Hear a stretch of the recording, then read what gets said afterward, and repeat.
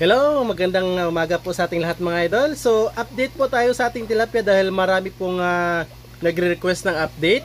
Yan, dito sa ating Biflox sa tilapia po mga idol. Yan, kung saan po mga idol, nasa 2 months or 65 days to be exact po yung ating mga tilapia mga idol.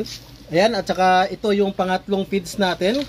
Nakaubos na po tayo ng 2 pito at saka ito yung pangatlo pag maubos itong P3 mga idol. Yan, total of mag 30 kilos na po ang ating napakaing feed sa kanila po mga idol. Sobrang tipid po mga idol. Ayan. So, yan po sila mga idol, oh. Ating tilapia. Yan, sana makita po mga idol. Medyo against the light po kasi. Yan, oh. Yan. Medyo lapitan natin. Ayan. Ayan. Yan. Yan na po, napakadami po ng ating tilapia mga idol. Yan, ubos agad yung ating feeds. Grabe. Yan sila, oh. Medyo against the light kasi. Paano ba yung against the light? Against the light po sila. Yan, kuha ulit tayo. Yan po mga idol, dito siguro tayo magpa-feeding para makita nyo po kung gano'n na po sila kalaki mga idol, oh. Ayan. So 65 days po mga idol, ang naubos po nating feeds ay mag 30 kilos po mga idol. 2 pito na tag 10 kilos po at saka magiging paubos na po yung ating P3 po mga idol na 10 kilos. So total of 30 kilos. Ayan. So today po ay mag top up tayo ng ating probiotics na cultured po mga idol. Yan. Dito po yung ating cultured na probiotics, yung orobiotics po mga idol. Ayan, kukuha po tayo dito pang top up sa ating beneficial organism dito sa ating pond. Ayan, dyan po sila kumakain. So everyday po tayo nagta-top up mga ganito lang po kadami mga idol na probiotics na cultured po natin yan with aerator po mga idol. Ayan. Ayan. So ito yung ating probiotics na nabili po mga idol. Yan, aqua nitrifying odor fixing probiotics. Yan yung kino-culture natin dyan. Sa culture natin dyan, 5 grams po mga idol plus more than half kilo na molasses. More than 1 week na po natin yan maubos. Yan, sobrang konti. At saka dito yung ating hito mga idol. Yan po, ubos na yung ating hito. Kunting-kunti na lang yung natira. Ayan, nasa 1,022 kilos yung ating na-harvest total dyan. Yan, dito, oh. Ayan na po sila mga idol. Yan. Yan, so pakain ulit tayo.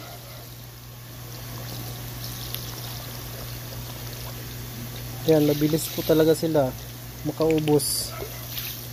Ayan na po sila mga idol, oh.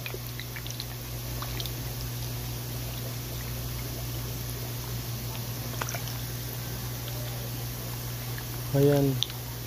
Yan sila, makita sila, oh. Ito yung ating mga tilapia. Ayan. So ito yung mga nagtatanong po mga idol. Ang discarte po natin dyan sa aerator natin mga idol. Tingnan nyo po. Dito may malakas para itatapon niya po yung tubig dyan papunta. At ganun din po doon mga idol. Isang napakalakas din po na aerator. May discarte po dyan mga idol. Tinuro po namin yan sa seminar. Yan, para itapon niya po doon. At the same time, dito ay may pinakamalakas din na parte. Para po kahit wala po kayong venturi dyan or any pump, yan, iikot po yung tubig nyo.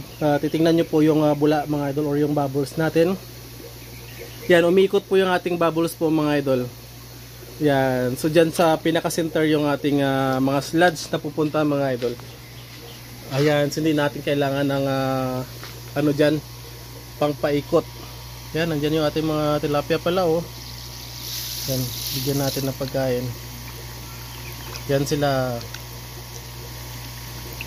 Yan, maybe sa ika 3 months po natin mga idol. So 2 months po ngayon, to be exact 65 days. Pwede na po tayo makakuha siguro ng sorting dito na mag-harvest tayo. Yan. Pero may mga tilapia din po mga idol. Kung nakita nyo po yung mga previous videos natin, na hindi din siya ganun, kumbaga maiwan din po siya ng mga sizes. May mga shooter talaga na tilapia mga idol. Ayan, kahit doon sila sa pinaka bubbles o kumakain pa rin sila doon sa mga bubbles mga idol. Yan, nandyan sila oh. Yan, malaki na yung ating mga tilapia. So maybe 3 months po mga idol, sa sizing tayo. Titingnan natin kung ano yung pinakamalaking size dito. Yan. Yan.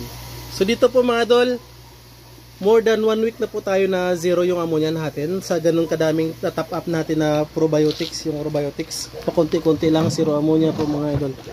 Yan. Ayan na siya mga idol. Naubos na agad nila. Yan. Try kayo natin dito sa ating kamay kung kakain sila dito. Yan.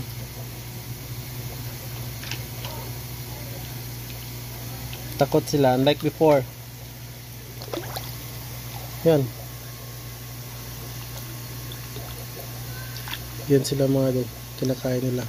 Against the light nga lang talaga kasi hindi siya maklaro.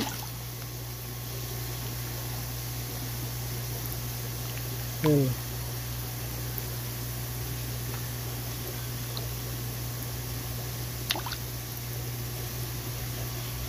Yung nag-ano po tayo mga idol, yung nagkuha po tayo ng mga hito natin dito. Yan, marami po tayong nakita na malalaki na po. Usually, yung mga kumakain po natin mga idol, hindi siya ganun kalakihan. At saka, yung mga malalaki, I think lang, doon sila sa pinakailalim.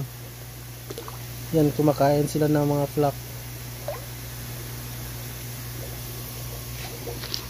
Ayan. So, ganyan po. So, sa ngayon po mga idol, tinanggal na po natin na I think mga 3 weeks ago yung ating yero dyan. Wala na po yung yero natin. Para mainitan po sila mga idol. Yan.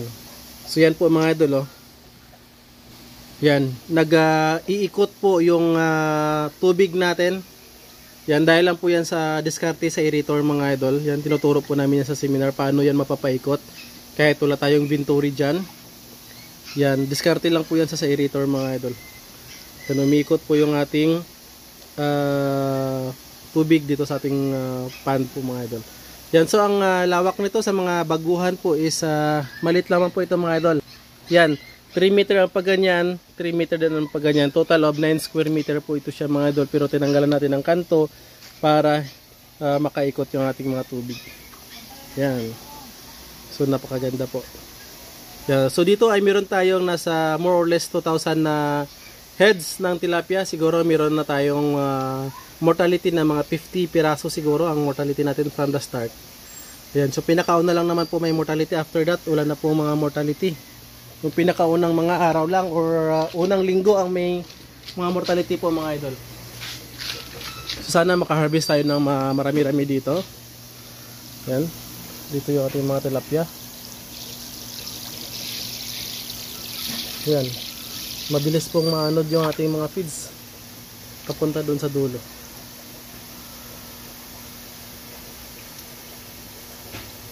Yan, nandun na sila oh. Yan. Umikot, nandun na yung mga feeds natin oh.